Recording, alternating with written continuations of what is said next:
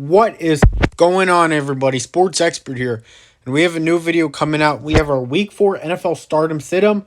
So this is my Stardom Sit-em for the week. Who you guys should start on your fantasy lineups and who you guys should sit based on these past 3 weeks' results and the statistics on offense and the statistics on defense. So before we start this video, you guys hit the subscribe button if you're new, turn on post notifications, like the video, comment what you think about my Stardom Sit-em, and if you agree, who would you start on your fantasy, would you sit this week? So let's get right into it. We have Week 4 NFL Stardom Sit-em. Here we go. At Stardom, we have two quarterbacks. We have Baker Mayfield versus the Minnesota Vikings. The Vikings secondary has been very suspect this season. Patrick Peterson hasn't lived up to the $10 million per year contract. It was only one season, but... And Cam Dantzler, he's still only in his second year, so there's definitely going to be some maturity concerns. So give me Baker Mayfield in this game.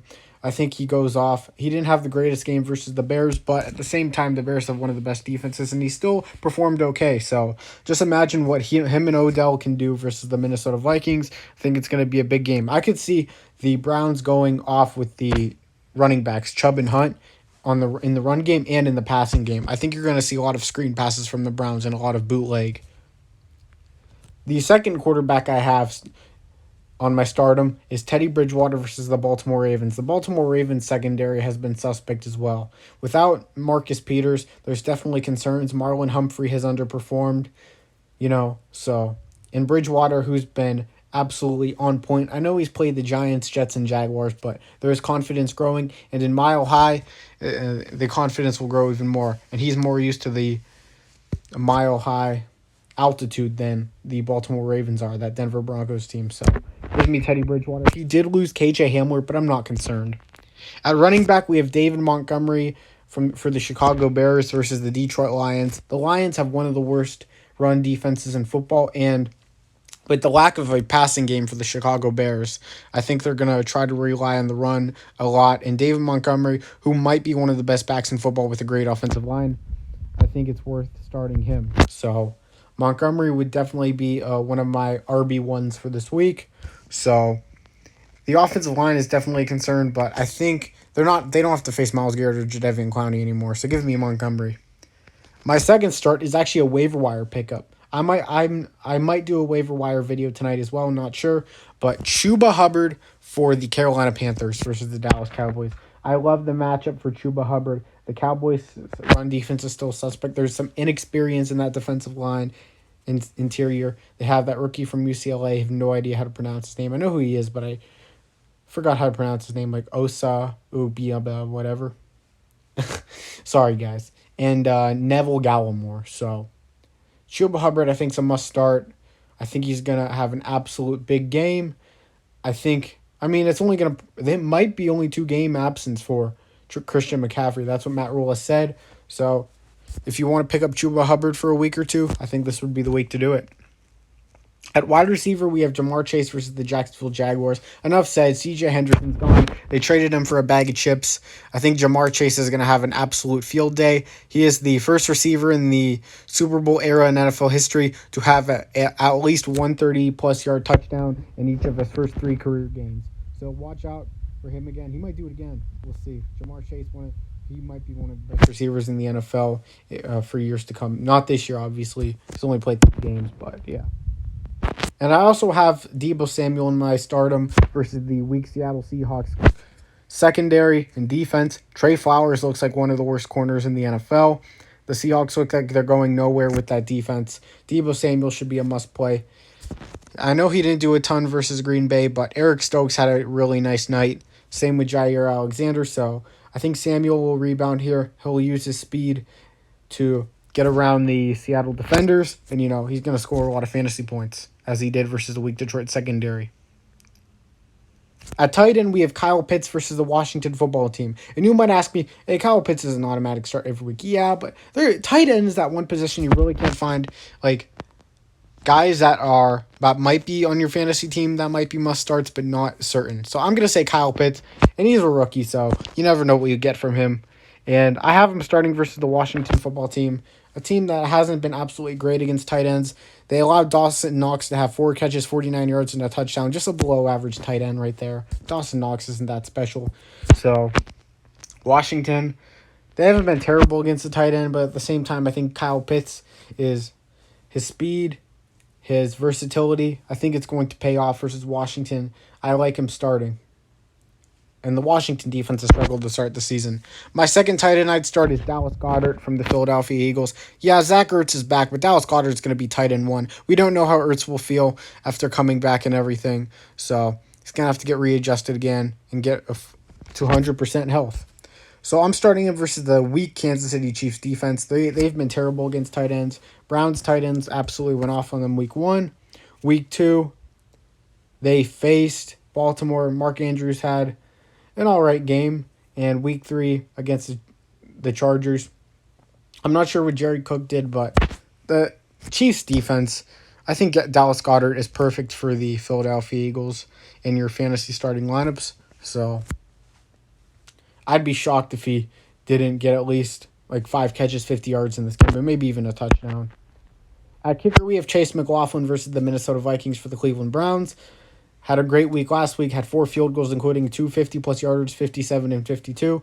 Vikings allow a lot of points. Maybe the Browns field goals. Same with Prater here versus the Rams. Rams have a great defense, but at the same time, I think Arizona has a good enough offense to run down the field. And I feel like this could be an interesting game when it comes to the field goal. So give me Prater. In defense, Tennessee Titans, not much needs to be said here, but their defense isn't that great, but Zach Wilson, just terrible. Pretty boy, doesn't look too good. And we'll get to the sit-em now. At sit-em, our first quarterback is Ben Roethlisberger versus the Green Bay Packers. Roethlisberger, their Steeler fans and all broad NFL fans are calling for him to be benched. Put Mason Rudolph in. Put Dwayne Haskins in. Whoever. Anybody not named Big Ben. He has had an absolute horrible year start to the season. And against that Green Bay secondary, it's not going to get any better. And who knows if Deontay Johnson will be back. So Jair Alexander and Eric Stokes make a nice 1-2 punch in that secondary. Darnell Savage and Jerry Amos obviously help with the safeties. So I don't expect much from Big Ben, and his offensive line is a joke. Jared Goff versus the Chicago Bears. The Bears have one of the best defenses in football still. Don't forget, Eddie Jackson has struggled a bit. He's regressed, but Jalen Johnson still looks good. Kindle Vildor looks all right. I think Jared Goff, I don't think there's much for him in this week. I think his ceiling is very low, and his floor is, it's just rock bottom. So not much to be said here. But I think if he does something, it's going to be to Hawkinson because Chicago doesn't do great against the tight end. Running back, we have James Robinson versus the Cincinnati Bengals. The Bengals' rush defense has been very good to start the season. James Robinson, Cincinnati allowed 102 yards to Najee Harris in the receiving game, but really, that was just because the Steelers had no other answers. 14 receptions for him, and the only reason why is because they didn't know how to run the football. James Robinson is not the receiving back Najee Harris is, so I would not start him. It's just going to be a tough season for him in this new regime. Damian Harris versus the Tampa Bay Buccaneers versus Vita Vea and Ndamukong Suh. I do not recommend playing Damian Harris this week. Damian Harris, I think he's a solid running back, but I don't think he's the answer this week. I don't think he'll be the answer for a lot of weeks. But, with the Patriots' offensive line struggling, which is really shocking, I think Harris is going to be a sit a lot of weeks. So, and I have him in my money league, so that's not ideal. At wide receiver, we have Brandin Cooks versus the Buffalo Bills. Cooks was arguably a sit last week. I started him. He did pretty well. 9 catches, 112 yards. But against Tre'Davious White in a Buffalo defense, heck no, I'm not starting him. I'm benching him this week, actually. So, against Tre'Davious White, etc., no way. Jordan Poyer, Micah Hyde. Brandin Cooks should definitely be sat with Davis Mills playing quarterback in the rise of the Buffalo defense this season and the progression they've made. Marquise Brown versus Denver. This should have no analyst. The guy can't catch a football. I don't know if you saw those 3 drops. Absolutely atrocious and pathetic. Unreal. Versus a Denver defense with some solid corners and safeties. They have a lot of depth too. They have Kyle Fuller, Bryce Callahan. So Patrick Surtain. I think there was an injury too as well for Denver. I'm not sure who got hurt. I don't remember if it was Kyle Fuller or Bryce Callahan. I think it was Callahan, so yeah. But they still have that second-year guy from Iowa, Michael Oh, yeah, I don't know how to pronounce his name, but he's solid too. Don't start Marquise Brown. Tight end, we have Mike Gesicki versus the Indianapolis Colts. Colts have struggled this season, but they've been great against the tight end. One of the best defenses in football against the tight end. Well, that's not too. That's kind of obvious. It was going to be kind of obvious coming into the season with Darius Leonard, the best coverage linebacker in football, and Bobby Ogereke, who's great in coverage as well. Mike Gesicki, I don't know. I wouldn't be shocked if he had no catches in this game. He'll have like one catch for 12 yards, maybe. I don't know. He already had one game where he had no receptions, so we'll see. Evan Ingram versus the New Orleans Saints. His role seems reduced, and he really struggles to catch the football. 2 catches, 21 yards, and a fumble. I don't think the Giants are going to play him much. I think they're going to get rid of him after the season. Evan Ingram, I wouldn't start him. Kicker, we have Nick Folk versus the Tampa Bay Buccaneers. Like I said, the Buccaneers defense will probably shut down the New England Patriots. Even though their defense has struggled a bit, I don't see Mac Jones producing much points. And it's not Nick Folk's fault. He's a good kicker, but, Cairo Santos, same here versus Detroit. Justin Fields. I can't trust Cairo Santos until they get it going. I think he had like 6 or 7 fantasy points last week, but at the same time, I still wouldn't start him. I still feel like it's a risk, and if you need some extra points from a kicker, I would not recommend starting Cairo Santos. Defense, I have the Cleveland Browns sitting. The Cleveland Browns, they had a great defensive game versus the Chicago Bears, but they're going to have to get that out of their heads. We'll see if they can do that as quickly as they can in a week. And they're going to be facing a way more inferior quarterback in Kirk Cousins, passing game with Justin Jefferson, Adam Thielen, etc. Tyler Conklin's even been decent as a tight end, and Dalvin Cook might be back, and Alexander Madison is solid too.